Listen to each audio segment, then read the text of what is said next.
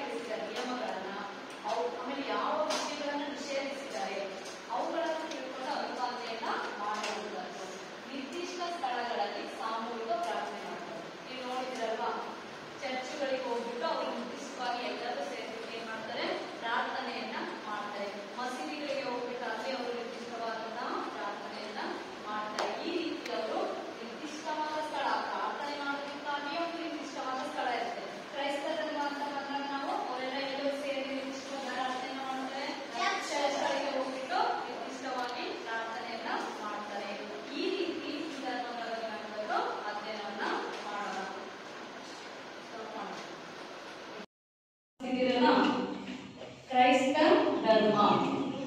ನಾವಿವತ್ತು ಯಾವ ಧರ್ಮದ ಬಗ್ಗೆ ತಿಳ್ಕೊಳ್ತಾ ಇದ್ದೀವಿ? ಚಿತ್ರ ನೋಡ್ತಿದ್ದೀರಲ್ವಾ ಯೇಸು ಕ್ರಿಸ್ತದ್ದು. ಇದರ ಸ್ಥಾಪನೆ ಕ್ರೈಸ್ತ ಧರ್ಮವು ರೋಮನ್ ಸಾಮ್ರಾಜ್ಯದ ಆಡಳಿತಕ್ಕೆ ಒಳಗಾಗಿದ್ದಂತಹ ಪ್ಯಾಲೆಸ್ಟೈನಿನ ಪ್ರಾಂತ್ಯದ ನಜರತ್ನಲ್ಲಿ ಸ್ಥಾಪನೆಯಾಗುತ್ತದೆ. ಯಾವ ಧರ್ಮ? ಕ್ರೈಸ್ತ ಧರ್ಮ. ಧರ್ಮವು ರೋಮನ್ ಸಾಮ್ರಾಜ್ಯದ ಆಡಳಿತಕ್ಕೆ ಒಳಪಟ್ಟಿರುತ್ತೆ. ಯಾವುದು? ಕ್ರೈಸ್ತ ಧರ್ಮ ಅನ್ನುವಂಥದ್ದು. ಯಾವ ಸಾಮ್ರಾಜ್ಯ? ರೋಮನ್ ಸಾಮ್ರಾಜ್ಯದ ಆಡಳಿತ. ಅಲ್ಲಿರುವಂತಹ ಪ್ಯಾಲೆಸ್ಟೈನ್ ಪ್ರಾಂತ್ಯ ಸ್ಥಾಪನೆ ಆಯಿತು. ಯಾವ ಧರ್ಮ? ಕ್ರೈಸ್ತ ಧರ್ಮ. ಎಷ್ಟರಲ್ಲಿ ಅಂದ್ರೆ ಸಾಮಾನ್ಯ ಶಕ 1ನೇ ಶತಮಾನದಲ್ಲಿ ಕ್ರೈಸ್ತ ಧರ್ಮ ಸ್ಥಾಪನೆ ಆಯಿತು. ಕ್ರಿಸ್ತನು ಸಾಮಾನ್ಯ ಶಕ ಶಕ ಇದೆಯಲ್ಲ, ಸಾಮಾನ್ಯ ಶಕ 1ನೇ ಶತಮಾನದಲ್ಲಿ ಕ್ರೈಸ್ತ ಧರ್ಮ ಏನಾಯ್ತು? ಸ್ಥಾಪನೆ ಆಯಿತು. ಇನ್ನ ಈ ಕ್ರೈಸ್ತ ಧರ್ಮದ ಸ್ಥಾಪಕರು ಯಾರಪ್ಪ ಅಂದ್ರೆ ಯೇಸು ಕ್ರಿಸ್ತರು. ಕ್ರೈಸ್ತ ಧರ್ಮದ ಸ್ಥಾಪಕರು ಯಾರಾದ್ರೆ ಯೇಸು ಕ್ರಿಸ್ತರು. ಕ್ರೈಸ್ತ ಧರ್ಮ ಎಷ್ಟನೇ ಶತಮಾನದಲ್ಲಿ ಸ್ಥಾಪನೆ ಆಯಿತು? 1ನೇ ಶತಮಾನದಲ್ಲಿ ಸ್ಥಾಪನೆ ಆಯಿತು. ಕ್ರೈಸ್ತ ಧರ್ಮವು ಯಾವ ಪ್ರಾಂತ್ಯದಲ್ಲಿ ಸ್ಥಾಪನೆ ಆಯಿತು ಅಂದ್ರೆ ಪ್ಯಾಲಿಸ್ಟೈನಿಯಾದ ನಜ್ರತ್ನಲ್ಲಿ ಸ್ಥಾಪನೆ ಆಯಿತು. ಯಾವ ಧರ್ಮ? ಕ್ರೈಸ್ತ ಧರ್ಮ. ಸಾಮಾನ್ಯ ಶಕ 1ನೇ ಶತಮಾನದಲ್ಲಿ ಸ್ಥಾಪನೆಯಾದಂತಹ ಕ್ರೈಸ್ತ ಧರ್ಮದ ಸ್ಥಾಪಕರು ಜೀಸಸ್ ಕ್ರಿಸ್ತರು. ಜೀಸಸ್ ಯೇಸು ಕ್ರಿಸ್ತರು ಅಂತ ಹೇಳ್ತೀವಿ, ಮತ್ತೆ ಜೀಸಸ್ ಕ್ರಿಸ್ತರು ಅಂತ ನಾವು ಕರಿತೀವಿ. ಈಗ ಕ್ರೈಸ್ತ ಧರ್ಮದ ಸ್ಥಾಪನೆಗೂ ಮುಂಚೆ ಇದ್ದಂತ ಪರಿಸ್ಥಿತಿ ಹೇಗಿತ್ತು ಅನ್ನೋದಾದ್ರೆ ನೋಡೋದಾದ್ರೆ, ಕ್ರೈಸ್ತ ಧರ್ಮ ಸ್ಥಾಪನೆಗೆ ಮುಂಚೆ ಪ್ಯಾಲಿಸ್ಟೈನಾದಲ್ಲಿ ಪ್ರಾಂತ್ಯದಲ್ಲಿ ನೆಲೆಸಿದ್ದಂಥವ್ರು ಯಾರಪ್ಪ ಅಂದ್ರೆ ಯಹೂದಿಗಳು. ಯಹೂದಿಗಳು ಎಲ್ಲಿ ನೆಲೆಸಿದ್ರು? ಪ್ಯಾಲಿಸ್ಟೈನ್ ಪ್ರಾಂತ್ಯದಲ್ಲಿ ನೆಲೆಸಿದ್ರು ಯಹೂದಿಗಳು. ಆ ಯಹೂದಿಗಳು ಸಾಕಷ್ಟು ಮೂಢನಂಬಿಕೆಗಳಿಗೆ ಮತ್ತು ರೋಮನ್ ಸಾಮ್ರಾಜ್ಯದ ದುರಾಡಳಿತಕ್ಕೆ ಒಳಗಾಗಿ ಅನೇಕ ಕಷ್ಟಗಳಿಗೆ ಗುರಿಯಾಗಿದ್ದರು. ಯಾರು? ಪ್ಯಾಲಿಸ್ಟೈನಿನ ಜನರು, ಅಲ್ಲಿದ್ದಂತ ಯಹೂದಿಗಳು ಏನಪ್ಪಾ ಅಂದ್ರೆ ತುಂಬಾ ಮೂಢನಂಬಿಕೆಗಳನ್ನ ನಾವು ಒಳಗೊಂಡಿದ್ರು. ಮೂಢನಂಬಿಕೆಗಳು ಅಂದ್ರೆ ಗೊತ್ತಲ್ವಾ?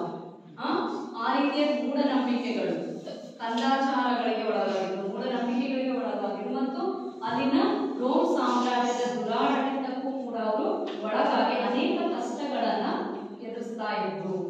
ಯಾರು? ಯಾವ ಜನಾಂಗದವರು? ಯಹೂದಿಯರು. ಯಹೂದಿಯವರು ಎಲ್ಲಿ ನೆಲೆಸಿದ್ರು? ಅವರು ಪ್ಯಾಲಿಸ್ಟೈನಿಯಾ ಪ್ರಾಂತ್ಯದಲ್ಲಿ ನೆಲೆಸಿದ್ರು. ಯಹೂದಿಗಳು ಎಲ್ಲಿ ನೆಲೆಸಿದ್ರು? ಪ್ಯಾಲಿಸ್ಟೈನಿಯಾ ಪ್ರಾಂತ್ಯದಲ್ಲಿ ನೆಲೆಸಿದ್ರು. ಅವರು ಮೂಢನಂಬಿಕೆಗಳಿಗೆ ಒಳಗಾಗಿದ್ರು ಮತ್ತು ರೋಮನ್ ಸಾಮ್ರಾಜ್ಯದ ದುರಾಡಳಿತಕ್ಕೆ ಒಳಗಾಗಿ ಅನೇಕ ಕಷ್ಟ ನೋವುಗಳಿಗೆ, ತೊಂದರೆಗಳಿಗೆ ಒಳಗಾಗಿದ್ರು. ಇನ್ನು ಯೇಸು ಕ್ರಿಸ್ತರ ಜೀವನ ಮತ್ತು ಬೋಧನೆಗಳನ್ನು ನೋಡೋದಾದ್ರೆ, ಜನ್ಮಕಾಲ ಯಾರೋ ಯೇಸು ಕ್ರಿಸ್ತರು ಜನಿಸಿದಂತದ್ದು ಸಾಮಾನ್ಯ ಶಕ 1ನೇ ಶತಮಾನ. ಜನ್ಮಸ್ಥಳ ಜೆರುಸಲೇಮ್ ಬಳಿಯ ಬೆತ್ಲೆಹೇಮ್ ಎಂಬಲ್ಲಿ ಜನಿಸ್ತಾರೆ. ಬರ್ಕೊಂಡ್ರ? ಯೇಸು ಕ್ರಿಸ್ತರು ಜನಿಸಿದ ಕಾಲ ಯಾವುದಪ್ಪ ಅಂದ್ರೆ ಸಾಮಾನ್ಯ ಶಕ 1ನೇ ಶತಮಾನ. ಜನ್ಮಸ್ಥಳ ಜೆರುಸಲೇಮ್ ಬಳಿ ಇರುವಂತಹ ಬೆತ್ಲೆಹೇಮ್ ಎಂಬಲ್ಲಿ ಅವರು ಜನಿಸ್ತಾರೆ. ಯಾರು? ಯೇಸು ಕ್ರಿಸ್ತರು. ಯೇಸು ಕ್ರಿಸ್ತರು ಎಲ್ಲಿ ಜನಿಸಿದ್ರು? ಬೆತ್ಲೆಹೇಮ್ ಎಂಬಲ್ಲಿ ಜನಿಸ್ತಾರೆ. ಎಷ್ಟನೇ ಶತಮಾನದಲ್ಲಿ? 1ನೇ ಶತಮಾನದಲ್ಲಿ.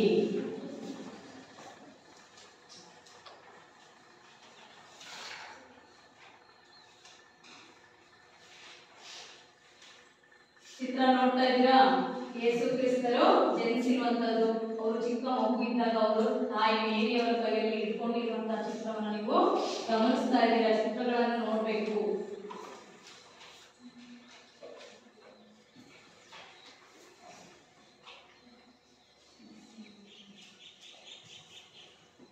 ನೋಡಿದ್ರ? ಬೆತ್ಲೆಹೇಮ್ ಎಂಬ ಜಾಗವನ್ನ, ಸ್ಥಳವನ್ನ ನೋಡ್ತಾ ಇದ್ದೀರಾ? ಯೇಸು ಕ್ರಿಸ್ತರ ಜನ್ಮಸ್ಥಳ ಗೊತ್ತಾಗ್ತಿದ್ಯಾ? ಬೆತ್ಲೆಹೇಮ್ ಎಂಬಲ್ಲಿ ಅವರೇನು ಜನಿಸಿದ್ರು ಅನ್ನುವಂಥದ್ದು ಯೇಸು ಕ್ರಿಸ್ತರ ಜನ್ಮ ಸ್ಥಳ. ಚಿತ್ರ ನೋಡಿ. ಯಾರು? ಜೋಸೆಫ್. ತಾಯಿ ಮೇರಿ. ತಂದೆ ಜೋಸೆಫ್. ತಂದೆ ಜೋಸೆಫ್, ತಾಯಿ ಮೇರಿ. ಯೇಸು ಕ್ರಿಸ್ತರ ತಂದೆ ತಾಯಿ ಹೆಸರೇನಪ್ಪ ಅಂದ್ರೆ ತಂದೆ ಜೋಸೆಫ್, ತಾಯಿ ಮೇರಿ. ಯೇಸು ಕ್ರಿಸ್ತರ ತಂದೆ ತಾಯಿ. ವಿದ್ಯಾಭ್ಯಾಸ, ಇಲ್ಲಿ ಶಿಕ್ಷಣ ಬಾಲ್ಯದಲ್ಲಿ, ಅವರಿಗೆ ಶಿಕ್ಷಣ ಬಾಲ್ಯದಲ್ಲಿಯೇ ವ್ಯವಸ್ಥಿತವಾಗಿ ವಿದ್ಯಾಭ್ಯಾಸ ದೊರೆಯದಿದ್ದರೂ ಕೂಡ ಅವರು ಏನ್ ಮಾಡಿದ್ರು? ಅಸಾಧಾರಣ ಗ್ರಹಣ ಶಕ್ತಿಯನ್ನ ಹೊಂದಿದ್ರು. ಯಾರು? ಯೇಸು ಕ್ರಿಸ್ತ ಮತ್ತು ಬುದ್ಧಿವಂತಿಕೆಯನ್ನ ಹೊಂದಿದ್ರು.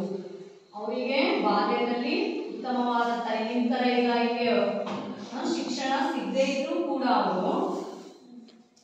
ಆದ್ರೂ ಕೂಡ ಅವರು ಗ್ರಹಣ ಶಕ್ತಿ ಮತ್ತು ಬುದ್ಧಿವಂತಿಕೆ ಇಂದ ಅಪಾರವಾದಂತಹ ಬುದ್ಧಿವಂತಿಕೆಯನ್ನು ಅವರು ಹೊಂದಿದ್ದು. ಚಿತ್ರ ನೋಡ್ತಾ ಇದ್ದೀರಾ? ಇಲ್ಲಿ ಬುದ್ಧಿವಂತಿಕೆ ಯೇಸು ಕ್ರಿಸ್ತರ ಅಪಾರವಾದದ್ದಾಗಿದ್ದರಿಂದ ಧಾರ್ಮಿಕ ಜ್ಞಾನವನ್ನ ಹೊಂದಿ ಯಹೂದಿಗಳು ಧರ್ಮ ಗ್ರಂಥಗಳನ್ನ ತತ್ವಗಳನ್ನ ಸರಳವಾಗಿ ವಿವರಿಸಿ ಅಚ್ಚುಗೊಳಿಸುತ್ತಿದ್ದರು. ಅಂದ್ರೆ ಅವರ ಬೋಧನೆಗಳು ತುಂಬಾ ಸರಳವಾಗಿತ್ತು. ಎಂತ ಜನಸಾಮಾನ್ಯರು ಕೂಡ ಅವರ ಬೋಧನೆಗಳನ್ನ ಪಾಲಿಸಬೇಕಿತ್ತು. ಆ ರೀತಿ ಸರಳವಾಗಿ ಅವರ ಬೋಧನೆಗಳು ಇರ್ತಾ ಇದ್ವು. ಅವರ ಅಪಾರವಾದಂತಹ ಬುದ್ಧಿಶಕ್ತಿ, ಧಾರ್ಮಿಕ ಜ್ಞಾನವನ್ನ ಹೊಂದಿದ ಯಹೂದಿಗಳ ಗ್ರಂಥಗಳನ್ನ ತತ್ವಗಳನ್ನ ಸರಳವಾಗಿ ಅವರು ಏನ್ ಮಾಡ್ತಾರೆ, ವಿವರಿಸಿ ಅವರಿಗೆ ತಿಳಿಸ್ತಾರೆ ಅನ್ನುವಂಥದ್ದು. ನಂತರ ಅವರು ದೀಕ್ಷೆಯನ್ನು ತಗೊಳ್ತಾರೆ. ಜೀಸಸ್ ತನ್ನ 30ನೇ ವಯಸ್ಸಿನಲ್ಲಿ ಜಾನ್ ಬ್ಯಾಪ್ಟಿಸ್ಟ್ ಎಂಬುವರ ಪ್ರಭಾವಕ್ಕೆ ಒಳಗಾಗಿ ಅವರಿಂದ ದೀಕ್ಷಾ ಸ್ಥಾನವನ್ನ ಪಡೆದರು. ಯಾರ ಪ್ರಭಾವಕ್ಕೆ ಒಳಗಾಗ್ತಾರೆ ಅವರು? ಯಾರ ಪ್ರಭಾವಕ್ಕೆ ಒಳಗಾಗಿದ್ದಾರೆ? ಬ್ಯಾಪ್ಟಿಸ್ಟ್ ಎಂಬುವರ ಪ್ರಭಾವಕ್ಕೆ ಯಾರು ಒಳಗಾಗ್ತಾರೆ? ಯೇಸು ಕ್ರಿಸ್ತರು ಒಳಗಾಗ್ಬಿಟ್ಟು ದೀಕ್ಷಾ ಸ್ಥಾನವನ್ನ ಪಡಿತಾರೆ. ಅಂದ್ರೆ ದೀಕ್ಷೆಯನ್ನ ಮಾಡಿಸ್ಕೊಳ್ತಾರೆ. ಎಷ್ಟನೇ ವಯಸ್ಸಿನಲ್ಲಿ? ಯೇಸು ಕ್ರಿಸ್ತರಿಗೆ 30ನೇ ವಯಸ್ಸಿನಲ್ಲಿ ದೀಕ್ಷಾ ಜ್ಞಾನ ನೀಡಿದವರು, ದೀಕ್ಷಾ ಸ್ಥಾನವನ್ನ ನೀಡಿದವರು ಯಾರು? ಅವರು ದೀಕ್ಷಾ ಜ್ಞಾನವನ್ನ ನೀಡ್ತಾರೆ. ಮಹಾರಕ್ಷಕ ಅಂತ ಕರೀತಾರೆ. ದೀಕ್ಷೆಯನ್ನ ನೀಡಿದವರು ಯಾರು? ಜಾನ್. ಜೀಸಸ್ ಅರನ್ನ ಮಸಿಯ ಅಥವಾ ಮಹಾರಕ್ಷಕನೆಂದು ಕರೆಯುತ್ತಾರೆ. ದೀಕ್ಷೆಯನ್ನ ನೀಡಿದಂತ ಜಾನ್ ರವರನ್ನ ಜೀಸಸ್ ರನ್ನು ಏನಂತ ಕರೀತಾರೆ? ಮಸಿಯ ಅಥವಾ ಮಹಾರಕ್ಷಕ. ಜೀಸಸ್ ಒಬ್ಬ ಮಹಾರಕ್ಷಕ ಎಂದು ಕರೆಯುತ್ತಾರೆ. ಈಗ ಪ್ರಶ್ನೆ,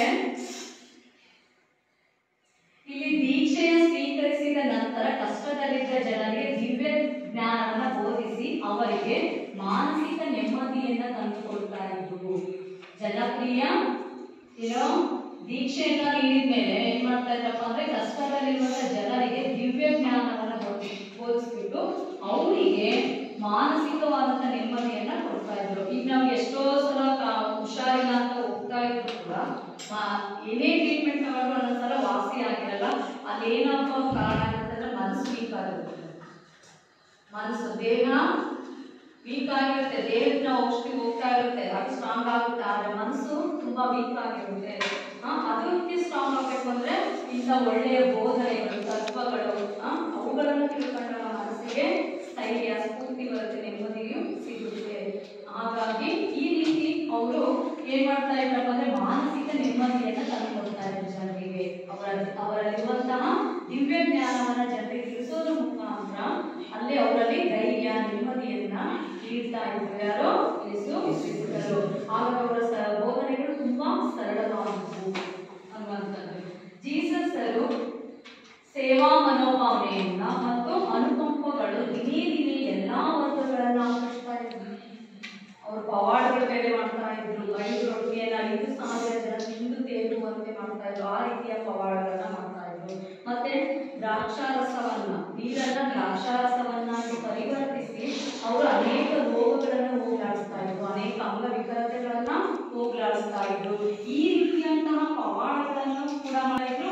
ಅವರ ಸೇವೆ, ಇಂತಹ ಸೇವಾ ಮನೋಭಾವನೆ, ಆಮೇಲೆ ಅವರಲ್ಲಿರುವ ಅನುಕಂಪ, ಅದು ದಿನೇ ದಿನೇ ಎಲ್ಲಾ ವರ್ಗದ ಜನರನ್ನು ತುಂಬಾ ಆಕರ್ಷಿಸುತ್ತೆ. ಹಾಗಾಗಿ ಜನಪ್ರಿಯರಾಗ್ತಾರೆ. ಕ್ರಮೇಣ ಅವರು ಜನರ ದೃಷ್ಟಿಯಲ್ಲಿ ರಕ್ಷಕನಾಗಿ, ಆಮೇಲೆ ದೇವದೂತನಾಗಿ ಅವರು ಸ್ಥಾನವನ್ನ ಹೊಂದಲು ಆರಂಭಿಸ್ತಾರೆ. ಏನಪ್ಪ ಏನಂದ್ರೆ ರಕ್ಷಕರಾಗ್ತಾರೆ. ನಮ್ಮ ಇಡೀ ಜನರನ್ನ, ನಮ್ಮೆಲ್ಲರನ್ನ ರಕ್ಷಿಸುವಂತವ್ರು ಯಾರಪ್ಪ ಅಂದ್ರೆ ಯೇಸು ಕ್ರಿಸ್ತರು ಎಂಬುದನ್ನು ಅವರು ತಿಳ್ಕೊಳ್ತಾರೆ. ಈ ರೀತಿ ಅವರಲ್ಲಿರುವಂತಹ ದಿವ್ಯ ಜ್ಞಾನವನ್ನ ಬೋಧಿಸಿ ಜನರಲ್ಲಿ ಆತ್ಮಸ್ಥೈರ್ಯ, ನೆಮ್ಮದಿಯನ್ನ ತಂದುಕೊಡ್ತಾ ಇರ್ತಾರೆ. ವಿರೋಧ ಹಾಗೂ ರಾಜದ್ರೋಹದ ಆರೋಪ ಬರುತ್ತವೆ. ಯೇಸುವಿನ ಜನಪ್ರಿಯತೆಯನ್ನು ಸಹಿಸದ ಸಂಪ್ರದಾಯವಾದಿ ಯಹೂದಿಗಳು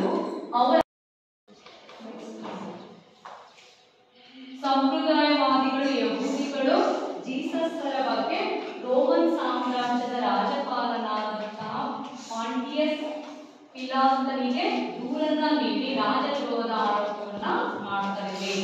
ಏನ್ ಮಾಡ್ತಾರೆ, ಸಂಪ್ರದಾಯವಾದಿಗಳು ಮತ್ತೆ ಯೇಸು ಅವರನ್ನ ಯೇಸುವಿನ ವಿರುದ್ಧ ಇರ್ತಾರೆ. ಅಲ್ಲಿ ಅವರು ಅವರ ವಿರುದ್ಧ ರಾಜದ್ರೋಹದ ಆರೋಪವನ್ನ ತೋರಿಸ್ತಾರೆ. ರೋಮನ್ ಸಾಮ್ರಾಜ್ಯದ ರಾಜಪಾಲನ ಹತ್ರ ಹೋಗ್ಬಿಟ್ಟು ಯೇಸುವಿನ ಬಗ್ಗೆ ರಾಜದ್ರೋಹದ ಆರೋಪವನ್ನ ತೋರಿಸುತ್ತಾರೆ. ಈ ರೀತಿ ಯೇಸುವಿನ ಮೇಲೆ ನೋಡಲು ಇಷ್ಟು ಅವ್ರನ್ನ ಈ ಚಿತ್ರ ಗಮನಿಸ್ತಾ ಇರಲ್ಲ, ನೋಡ್ತಾ ಇದ್ದೀರಲ್ವಾ? ವಿಚಾರಣೆ ನಂತರ ಜೀಸಸ್ ರನ್ನ ಏನ್ ಮಾಡ್ತಾರೆ, ಗೋಲ್ಗಥಾ ಮಾಡ್ಕೋಬೇಕು, ನೋಟ್ ಮಾಡ್ಕೋಬೇಕು. ಗೋಲ್ಗಥಾ ಎಂಬ ಬೆಟ್ಟದಲ್ಲಿ ಒಂದು ಶುಕ್ರವಾರದ ದಿನ ಶಿಲುಬೆಗೆ ಏರಿಸ್ತಾರೆ. ಯಾರು ಏರಿಸ್ತಾರೆ? ಯೇಸು ಕ್ರಿಸ್ತರನ್ನ ಏನ್ ಮಾಡ್ತಾರೆ, ವಿಚಾರಣೆ ಮಾಡಿ ಜೀಸಸ್ ರನ್ನ ಗೋಲ್ಗಥಾ ಎಂಬ ಬೆಟ್ಟದ ಮೇಲೆ ಏನ್ ಮಾಡ್ತಾರೆ, ಶಿಲುಬೆಗೆ ಏರಿಸ್ತಾರೆ. ಒಂದು ಶುಕ್ರವಾರ ದಿನ ಶಿಲುಬೆಗೆ ಏರಿಸ್ತಾರೆ. ಅದಕ್ಕೆ ಗುಡ್ ಫ್ರೈಡೆ ಅಂತ ಕರಿತೀವಿ ಆ ದಿನವನ್ನು. ಗೊತ್ತಾಯ್ತಾ? ಶುಭ ಶುಕ್ರವಾರ. ಈ ದಿನವನ್ನು ನಾವು ಕ್ರೈಸ್ತ ಸಮುದಾಯದವರು ಗುಡ್ ಫ್ರೈಡೆ ಎಂದು ಆಚರಿಸುತ್ತಾರೆ. ಯಾವ ದಿನವನ್ನ ಗುಡ್ ಫ್ರೈಡೆ ಎಂದು ಆಚರಿಸ್ತಾರೆ? ಯಾರು ಕ್ರೈಸ್ತ ಸಮುದಾಯದವರು ಯಾವುದನ್ನ? ಗೋಲ್ಗಥಾ ಎಂಬ ಬೆಟ್ಟದ ಮೇಲೆ ಶುಕ್ರವಾರದ ದಿನ ಶಿಲುಬೆಗೆ ಏರಿಸಿದ್ದಾರೆ. ಯಾರನ್ನ? ಯೇಸು ಕ್ರಿಸ್ತರನ್ನ. ಆ ದಿನವನ್ನೇ ಆ ಕ್ರೈಸ್ತ ಸಮುದಾಯದವರು ಏನಂತ ಕರೀತಾರೆ? ಗುಡ್ ಫ್ರೈಡೆ ಎಂದು ಆಚರಣೆ ಮಾಡ್ತಾರೆ. ಯೇಸುವಿನ ಸರಳ ಬೋಧನೆಗಳು. ಯೇಸುವಿನ ಸರಳ ಬೋಧನೆ. ಯೇಸು ಕ್ರಿಸ್ತರು ತನ್ನ 30ನೇ ವಯಸ್ಸಿನಿಂದ 33ನೇ ವಯಸ್ಸಿನವರೆಗೂ ಪ್ಯಾಲೆಸ್ಟೈನ್ ಪ್ರಾಂತ್ಯದ ಹಲವಾರು ಭಾಗಗಳಲ್ಲಿ ಅವರು ಏನ್ ಮಾಡ್ತಾರೆ, ಸಂಚರಿಸಿ ಸರಳವಾದಂತಹ ಬೋಧನೆಗಳನ್ನು, ಅವರ ಬೋಧನೆಗಳೇ ತುಂಬಾ ಸರಳ, ಆ ಸರಳವಾದ ಬೋಧನೆಗಳನ್ನ ಎಲ್ಲಾ ಭಾಗಗಳಿಗೂ ಅವರು ಏನ್ ಮಾಡ್ತಾರೆ, ಹರಡ್ತಾರೆ, ಬೋಧನೆಗಳನ್ನ ಮಾಡ್ತಾ ಹೋಗ್ತಾರೆ. ಅವು ಹೆಚ್ಚು ಪ್ರಚಾರ ಆಗ್ತಾ ಹೋಗ್ತವೆ. ಯೇಸು ಕ್ರಿಸ್ತರು 30ನೇ ವಯಸ್ಸಿನಿಂದ 33ನೇ ವಯಸ್ಸಿನವರೆಗೂ ಯಾವ ಪ್ರಾಂತ್ಯದಲ್ಲಿ? ಪ್ಯಾಲೆಸ್ಟೈನ್ ಪ್ರಾಂತ್ಯದ ಹಲವು ಭಾಗಗಳಲ್ಲಿ ಅವರ ಬೋಧನೆಗಳನ್ನ ಬೋಧನೆ ಮಾಡ್ತಾರೆ. ದೈವತ್ವದ ಬಗೆಗೂ ಕೂಡ ಅವರು ಸರಳ ಬೋಧನೆಗಳನ್ನ ಮಾಡುವುದರ ಮೂಲಕ ಮಾನವ ಸಮಾಜಕ್ಕೆ ಶಾಂತಿ, ಕರುಣೆಯ ಭದ್ರ ಬುನಾದಿಯನ್ನು ಅವರು ನೀಡ್ತಾರೆ. ಯಾವ ಬೋಧನೆಗಳ ಮೂಲಕ? ದೈವತ್ವದ ಬಗೆಗೂ ಕೂಡ ಅವರು ಸರಳವಾಗಿ ಬೋಧನೆ ಮಾಡ್ತಾರೆ. ದೇವರಿದ್ದಾನೆ, ದೇವರಲ್ಲಿ ನಂಬಿಕೆ ಇಡುವಂಥದ್ದು. ಈ ರೀತಿ ದೈವತ್ವದ ಬಗೆಗೂ ಕೂಡ ಸರಳವಾದ ಬೋಧನೆಗಳನ್ನ ಮಾಡುವ ಮೂಲಕ ಮಾನವ ಸಮಾಜಕ್ಕೆ ಏನು ಶಾಂತಿ, ಕರುಣೆ ಇವುಗಳಿಗೆ ಒಂದು ಭದ್ರ ಬುನಾದಿಯನ್ನ ನೀಡುವಂಥದ್ದನ್ನು. ಸಂಪ್ರದಾಯವಾದಿಗಳು, ಯಹೂದಿಗಳು ಜೀಸಸ್ರ ಬಗ್ಗೆ ರೋಮನ್ ಸಾಮ್ರಾಜ್ಯದ ರಾಜಪಾಲನಾದಂತಹ ಪಾಂಟಿಯಸ್ ಪಿಲಾತನಿಗೆ ದೂರನ್ನ ನೀಡಿ ರಾಜದ್ರೋಹದ ಆರೋಪವನ್ನ ಮಾಡ್ತಾರೆ. ಏನ್ ಮಾಡ್ತಾರೆ, ಸಂಪ್ರದಾಯವಾದಿಗಳು ಮತ್ತೆ ಯೇಸು ಅವರನ್ನ ಯೇಸುವಿನ ವಿರುದ್ಧ ಇರ್ತಾರೆ. ಅಲ್ಲಿ ಅವರು ಅವರ ವಿರುದ್ಧ ರಾಜದ್ರೋಹದ ಆರೋಪವನ್ನ ತೋರಿಸ್ತಾರೆ. ರೋಮನ್ ಸಾಮ್ರಾಜ್ಯದ ರಾಜಪಾಲನ ಹತ್ರ ಹೋಗ್ಬಿಟ್ಟು ಯೇಸುವಿನ ಬಗ್ಗೆ ರಾಜದ್ರೋಹದ ಆರೋಪವನ್ನ ತೋರಿಸುತ್ತಾರೆ. ಈ ರೀತಿ ಯೇಸುವಿನ ಮೇಲೆ ನೋಡಲು ಇಷ್ಟು ಅವ್ರನ್ನ ಈ ಚಿತ್ರ ಗಮನಿಸ್ತಾ ಇರಲ್ಲ, ನೋಡ್ತಾ ಇದ್ದೀರಲ್ವಾ? ವಿಚಾರಣೆ ನಂತರ ಜೀಸಸ್ ರನ್ನ ಏನ್ ಮಾಡ್ತಾರೆ, ಗೋಲ್ಗಥಾ ಮಾಡ್ಕೋಬೇಕು, ನೋಟ್ ಮಾಡ್ಕೋಬೇಕು. ಗೋಲ್ಗಥಾ ಎಂಬ ಬೆಟ್ಟದಲ್ಲಿ ಒಂದು ಶುಕ್ರವಾರದ ದಿನ ಶಿಲುಬೆಗೆ ಏರಿಸ್ತಾರೆ. ಯಾರು ಏರಿಸ್ತಾರೆ?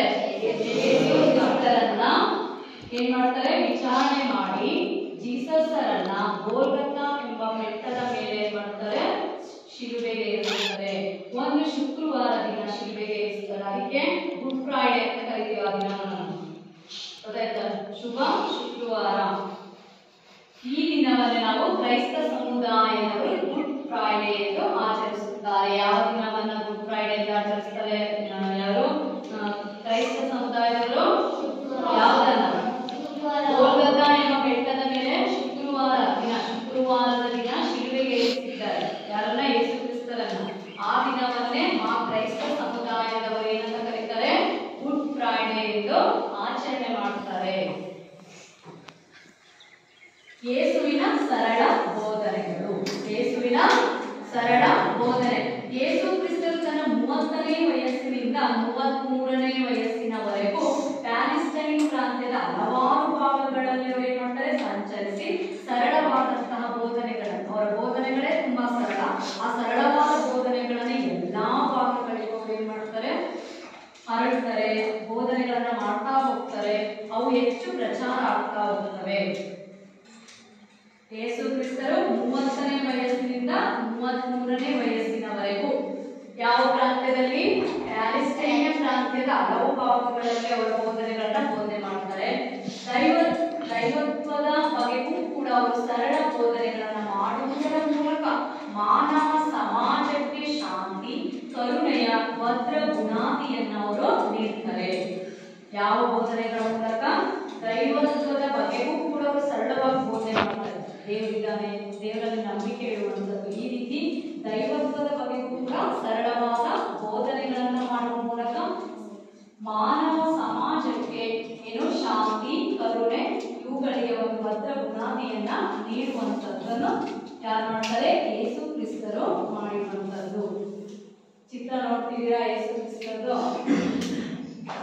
ಮೊದಲನೇದೇನಪ್ಪ ಅಂದ್ರೆ ದಯಾಮಯನಾದ ದೇವರು ಒಬ್ಬನೇ. ದಯಾಮಯನಾದ ದೇವರು ಒಬ್ಬನೇ, ಆತನೇ ಸರ್ವ ಜೀವರಾಶಿಗಳ ತಂದೆ. ಇಲ್ಲಿ ಸರ್ವ ಜೀವರಾಶಿಗಳ ತಂದೆ ಯಾರು? ದಯಾಮಯನಾದ ದೇವರು. ದೇವರು ದಯಾಮಯನ ಒಬ್ಬನೇ, ಅವನೇ ಸಕಲ ಜೀವರಾಶಿಗಳಲ್ಲಿಯೂ ಜೀವರಾಶಿಗಳಿಗೂ ತಂದೆ ಇದ್ದಂತೆ.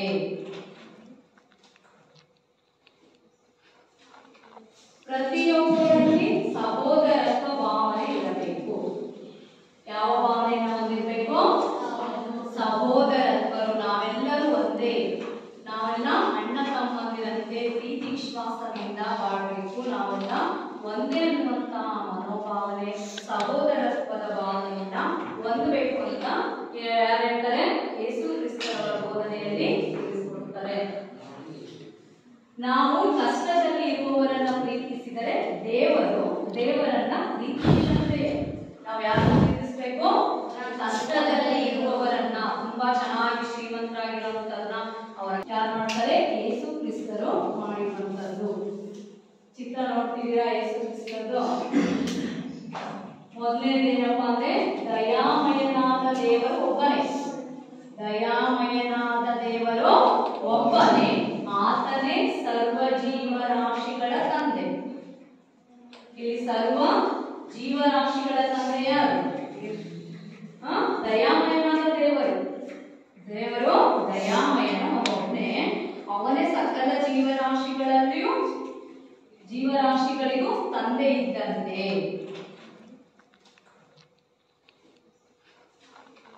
ಪ್ರತಿಯೊಬ್ಬರಲ್ಲಿ ಸಹೋದರತ್ವ ಭಾವನೆ ಇರಬೇಕು. ಯಾವ ಭಾವನೆಯನ್ನು ಹೊಂದಿರಬೇಕು? ಸಹೋದರತ್ವರು. ನಾವೆಲ್ಲರೂ ಒಂದೇ, ನಾವೆಲ್ಲ ಅಣ್ಣ ತಮ್ಮಂದಿರಂತೆ ಪ್ರೀತಿ ವಿಶ್ವಾಸದಿಂದ ಬಾಳಬೇಕು, ನಾವೆಲ್ಲ ಒಂದೇ ಅನ್ನುವಂತಹ ಮನೋಭಾವನೆ, ಸಹೋದರತ್ವದ ಭಾವನೆಯನ್ನ ಹೊಂದಬೇಕು ಅಂತ ಯಾರು ಹೇಳ್ತಾರೆ? ಯೇಸು ಕ್ರಿಸ್ತರವರ ಬೋಧನೆಯಲ್ಲಿ ತಿಳಿಸಿಕೊಡ್ತಾರೆ.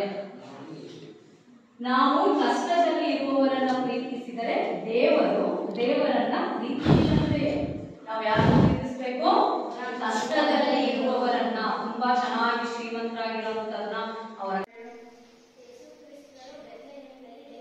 ಯೇಸು ಕ್ರಿಸ್ತರು ಜನಿಸಿದ ಸ್ಥಳ ಯಾವುದು? ಜನಿಸಿದರು. ಯೇಸು ಕ್ರಿಸ್ತರು ಎಷ್ಟನೇ ಶತಮಾನದಲ್ಲಿ ಜನಿಸಿದರು?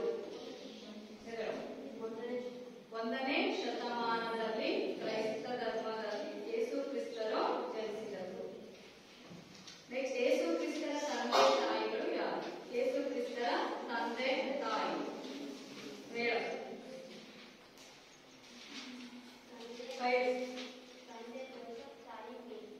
ಯೇಸು ಕ್ರಿಸ್ತರ ತಂದೆ ಜೋಸೆಫ್, ತಾಯಿ ಮೇರಿ. ಯೇಸು ಕ್ರಿಸ್ತರ ಬೋಧನೆಗಳನ್ನು ಯಾರು ಹೇಳಿಲ್ಲ?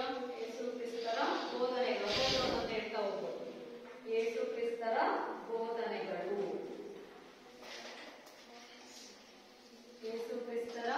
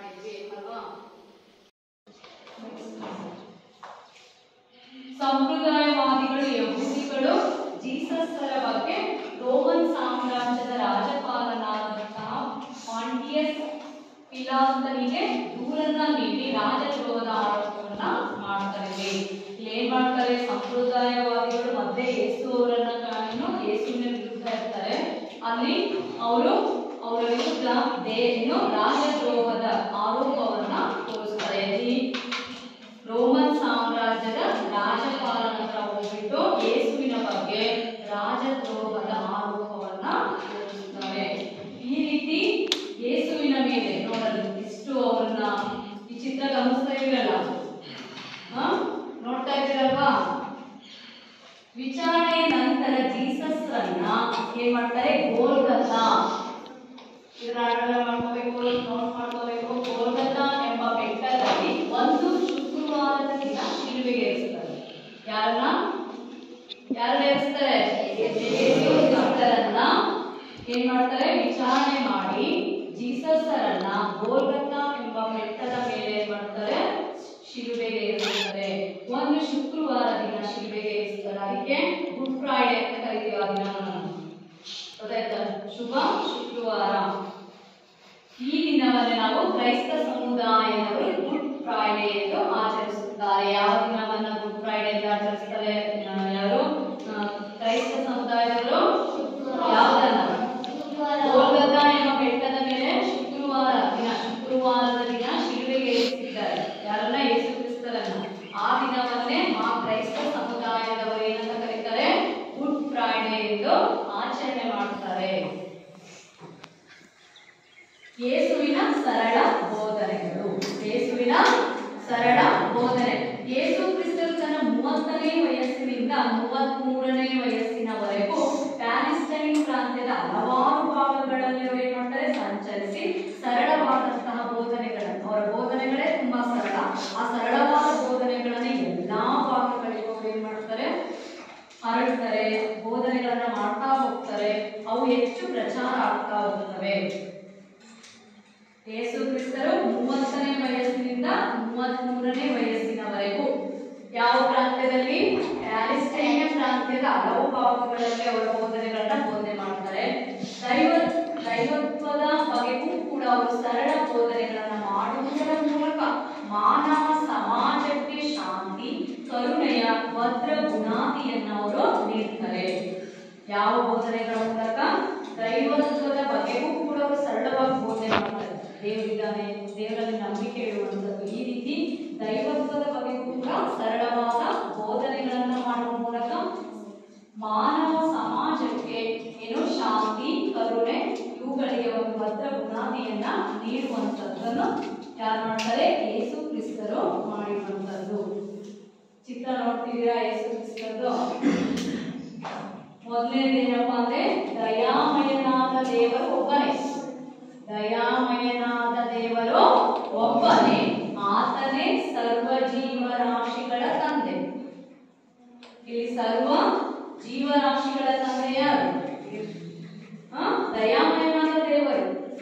ದೇವರು ದಯಾಮಯನು ಒಬ್ಬನೇ, ಅವನೇ ಸಕಲ ಜೀವರಾಶಿಗಳಿಗೂ ತಂದೆ ಇದ್ದಂತೆ.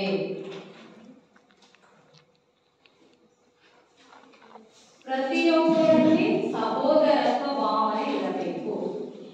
ಯಾವ ಭಾವನೆಯನ್ನು ಹೊಂದಿರಬೇಕು? ಸಹೋದರತ್ವರು. ನಾವೆಲ್ಲರೂ ಒಂದೇ, ನಾವೆಲ್ಲ ಅಣ್ಣ ತಮ್ಮಂದಿರಂತೆ ಪ್ರೀತಿ ವಿಶ್ವಾಸದಿಂದ ಬಾಳಬೇಕು, ನಾವೆಲ್ಲ ಒಂದೇ ಅನ್ನುವಂತಹ ಮನೋಭಾವನೆ, ಸಹೋದರತ್ವದ ಭಾವನೆಯನ್ನ ಹೊಂದಬೇಕು ಅಂತ ಯಾರು ಹೇಳ್ತಾರೆ? ಯೇಸು ಕ್ರಿಸ್ತರವರ ಬೋಧನೆಯಲ್ಲಿ ತಿಳಿಸಿಕೊಡ್ತಾರೆ. ನಾವು ಕಷ್ಟದಲ್ಲಿ ಇರುವವರನ್ನ ಪ್ರೀತಿಸಿದರೆ ದೇವರನ್ನ ಪ್ರೀತಿಸಿದಂತೆ. ನಾವು ಯಾರನ್ನ ಪ್ರೀತಿಸಬೇಕು? ಕಷ್ಟದಲ್ಲಿ